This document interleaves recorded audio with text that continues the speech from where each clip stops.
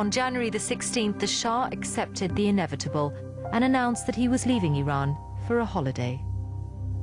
خیلی وحشتناک بود. ببینید موقعی که آدم به خصوص برای علیزاده، من نمیتونم خودم رو جای علیزاده بذارم، یه مردی که تمام عمر و زندگیشو در راه مملکت گذاشته که با اون حالت بخواد بره و آدم ببینید سرزمینش، خاکی، اون جایی که دنیا آمده، تمام دوستانش، هر چیزی که بهش علاقه داره بذاره بره و ندونه که آیا یه بازگشتی هست یا نه.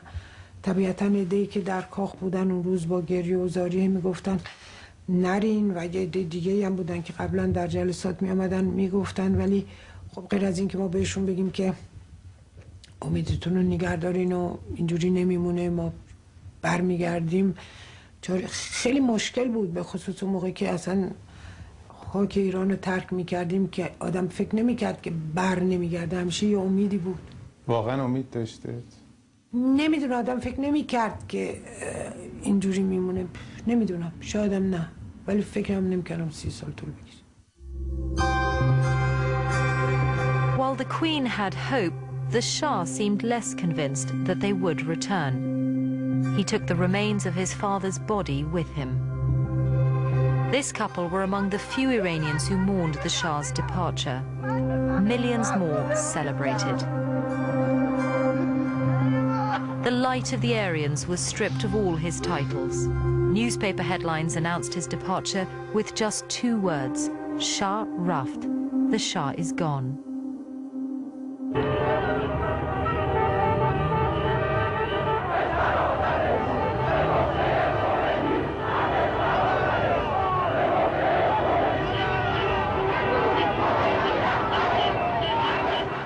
The desk of the Empress Farah is still adorned with pictures of her family, although a palace aide said that one of the things she had taken with her was a collection of photograph albums. Quite clearly, none of the priceless pictures and mementos collected by the Pahlavi dynasty over the years have been taken away, and the staff and the guards are convinced that they're just keeping the house warm for their master's return. In Paris, Ayatollah Khomeini prepared for his return. His stay in France had been funded by Iran's merchants, the men who bought and sold goods in the bazaars around the country.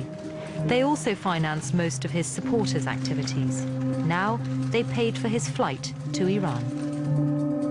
ببین آقای خمینی با یعنی کلاً روحانیون یک ارتباط تاریخی جا افتاده با بخش بازار داشته. بازاری ها وجوهات میدادن. روحانیت ایران قبل از انقلاب از این وجوهات زندگی میکرد. بنابراین روابط بسیار تنگاتنگی داشتن. همین روحانیون بودن که دلار فرستادن پاریس که ما هواپیمای ایر فرانس رو چارتر کردیم اومدیم به ایران. یعنی ما که پول نداشتیم دیگه. Inside Iran, Hashim Sabaghian had the task of preparing the country for the Ayatollah's return. He started by negotiating with the army and with Iran's national airline. رئیس هواپیمایی کشوری و اینا اومد، او قبول کرد که فرودگاه رو دقیقاً در اختیار ما بذاره، ساختمون فرودگاه. نیرو هوایی هم مأموریت پیدا کرد که باند نیرو هوایی و هواپیما و برج مراقبت با نیروی هوایی باشه.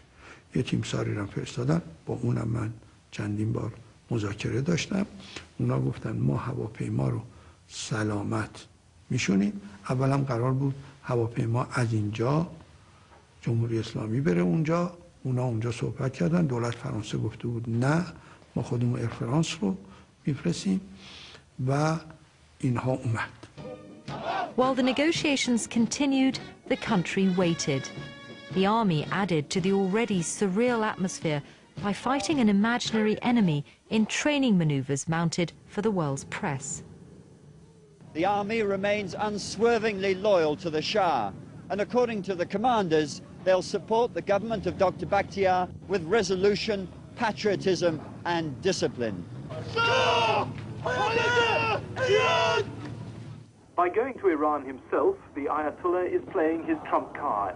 It'll unite his angry followers there even more, and he believes it'll help them simply sweep away the fragile government of Dr. Bakhtiar, whom he's refused to meet or to recognize.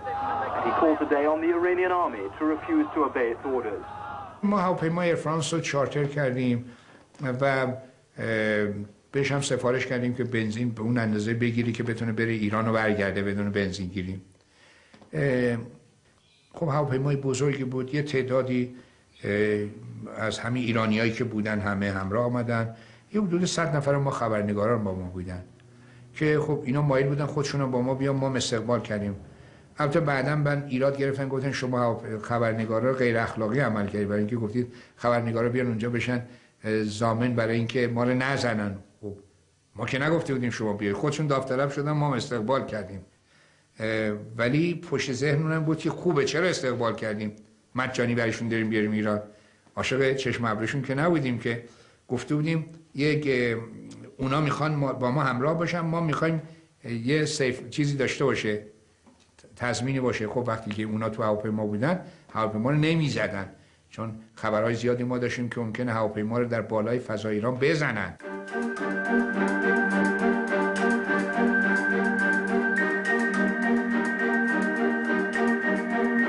من با پلیس هم صحبت کردم، قرار بر این شد گذرنامه ها رو دیگه افراد نیان، گذرنامه ها رو من بیارم بدم به پلیس همه رو مهر و برود بزنه به من بده. این همکاری هم پلیس داره. After his 15 years in exile, rejecting every effort at compromise, the Ayatollah has planned his return with masterly timing. He's come back to a country which has been without effective government for months, and he intends to provide the effective government himself. Its main inspiration would be religious.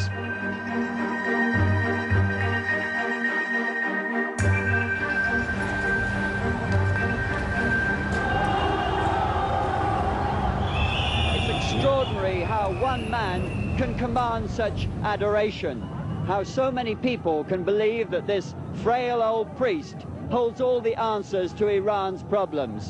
Yet this, they say, is evidence enough that he does.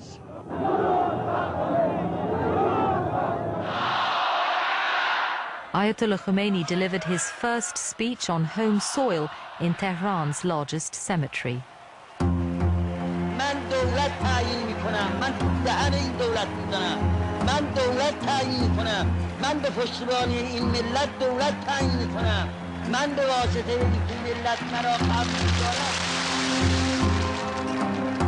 Just days later, while Bakhtiar was still in power, a group of Air Force officers saluted Ayatollah Khomeini as their new commander-in-chief.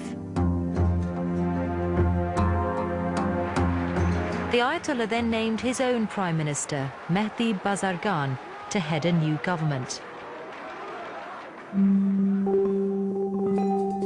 Like the Shah before him, Bakhtiar turned to the Israeli intelligence service, Mossad, for advice.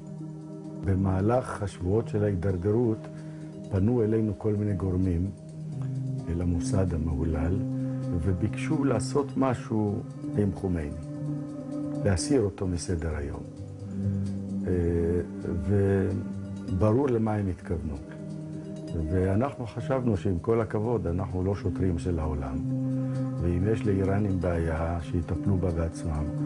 4 ימים לפני המהפכה הלכתי ופגשתי את ראש הממשלה האחרון, שפור בכתיאר, בעניינים שהוא ביקש לשוחח איתי. בין השאר שוחחתי איתו על המצב ואמרתי לו שאני ממונה על תוכנית החירום של הישראלים ואיך הוא רואה את המצב. הוא היה כמו דון קישוט, חזק, אל תדאגו, הכל יהיה בסדר, אם רק הייתם יכולים לעשות משהו עם חומייני. On the morning of the 11th of February 1979, Bakhtiar waited for a planned meeting with his army commanders. They never showed up. Shortly after 12 noon, the army announced its neutrality in the battle between the Shah and the people.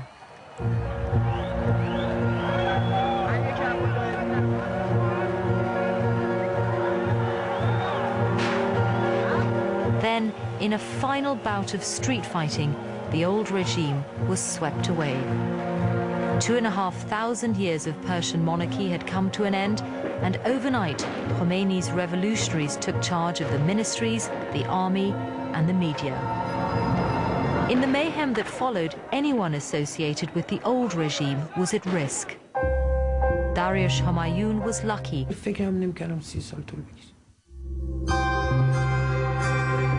While the Queen had hope, the Shah seemed less convinced that they would return. He took the remains of his father's body with him. This couple were among the few Iranians who mourned the Shah. طبیعتاً ایده‌ای که در کاخ بودن اون روز با گریه و زاری میگفتن نرین و یه دیگه هم بودن که قبلا در جلسات میامدن میگفتن، ولی خب غیر از این که ما بهشون بگیم که امیدتون رو نگه دارین و اینجوری نمیمونه، ما برمیگردیم. On January the 16th, the Shah accepted the inevitable and announced that he was leaving Iran for a holiday. خیلی وحشتناک بود. ببینید موقعی که آدم به خصوص برای علیزاده، من نمیتونم خودم رو جای علیزاده بذارم، یه مردی که تمام عمر و زندگیشو در خیلی مشکل بود، به خصوص اون موقعی که اصلا خاک ایران رو ترک میکردیم که آدم فکر نمیکرد که بر نمیگرده، همیشه یه امیدی بود. واقعا امید داشتید؟ نمیدونم، آدم فکر نمیکرد که اینجوری میمونه، نمیدونم، شایدم نه، ولی راه مملکت گذاشته که با اون حالت بخواد بره و آدم ببینید سرزمینش، خاکی، اون جایی که دنیا آمده، تمام دوستانش، هر چیزی که بهش علاقه داره بذاره بره و ندونه که آیا یه بازگشتی